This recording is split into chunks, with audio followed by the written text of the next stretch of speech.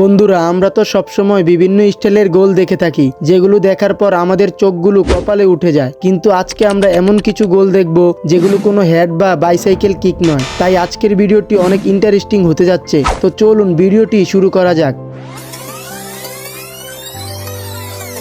বন্ধুরা, প্রথমে দেখুন এই প্লেয়ারটির সামনে ছিল অপোনেন্ট তিনজন প্লেয়ার। এর মাঝখান থেকে সে বলটি শর্ত দিলেন, কিন্তু অবাক করার বিষয় হলো বলটি স্লো থাকা সত্ত্বেও গোলকিপার বলটি সেভ করতে পারেননি। বলটি এমনভাবে ঘুরছে যেন বলটি কেউ কন্ট্রোল করছে। গোলকিপার কিছু করতে না পারায় নিজেই মাটিতে লুটিয়ে পড়ে। আমি নিশ্চিত এই ফ্রি কিক গোলটি দেখলে আপনার মাথা ঘুরে যাবে। প্লেয়ারটি যেদিকে বলটি শট দেন, অপোনেন্ট গোলকিপারও সেদিকে মুভ করেন, কিন্তু বলটি উল্টো দিকে ঘুরে যায় এবং শেষে গোলও হয়ে যায়। এমন অবস্থায় গোলকিপারের তাকিয়ে থাকা ছাড়া অন্য কোনো উপায় ছিল না।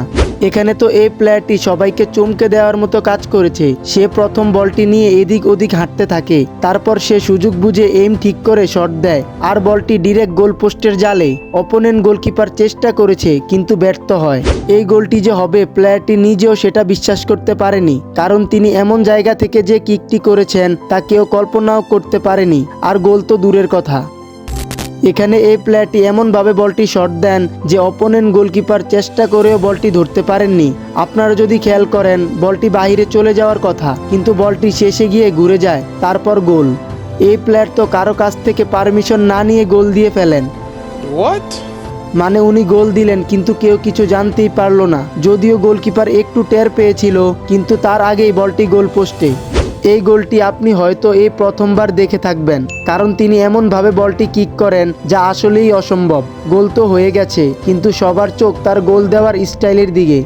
ভাগ্যবশত প্লেয়ারটির কাছে বলটি তো এসে গেছে, কিন্তু এই জায়গা থেকে গোল মিস করলে একটা মাইরও মাটিতে পড়বে না। কিন্তু সে এমন ক্রিয়েটিভ একটি শট দেয় যে অপোনেন্ট গোলকিপার পুরো চেষ্টা করেও বলটি ধরতে পারলো না। তো বন্ধুরা, আজকের ভিডিওটি এ পর্যন্তই। দেখা হবে নেক্সট কোনো ভিডিওতে। সেই পর্যন্ত সবাই ভালো থাকবেন, সুস্থ থাকবেন। আল্লাহ হাফেজ।